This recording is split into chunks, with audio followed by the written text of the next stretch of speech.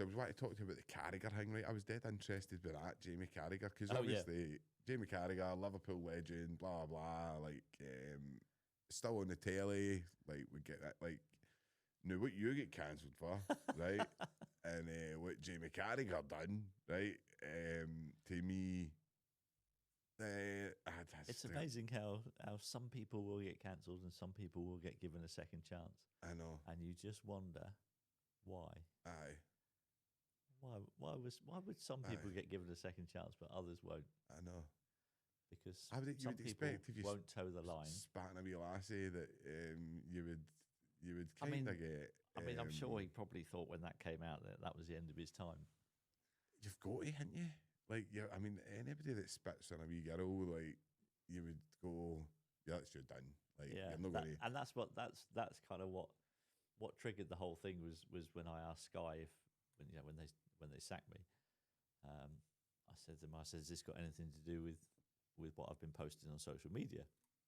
And their response was, well, we do have to take into account the reputation of our company. Right?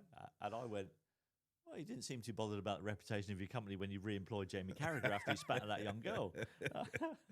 and the conversation ended very quickly after that. They went, oh, no, we can't talk about other people. So I was like, well, fair enough.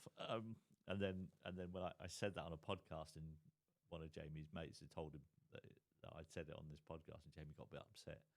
And he rang me up. and he literally just abused me on the phone for about 10 minutes.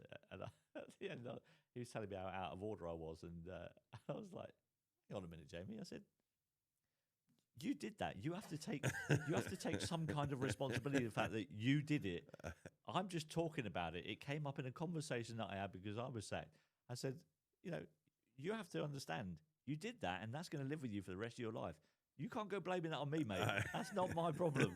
It's your problem. And he was like, no, you bang out of order. I'm going to be after you on anything that you post on social media. I'm going to be jumping down your throat. And he was like threatening me. And I was like, honestly, I was like, mate, I'm a 50-year-old bloke.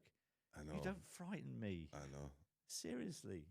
What an and idiot. It's still that. He's an absolute idiot. One of the best defenders England's ever had. And I wouldn't listen, go that see far. if you just... Let's not go that far. I know.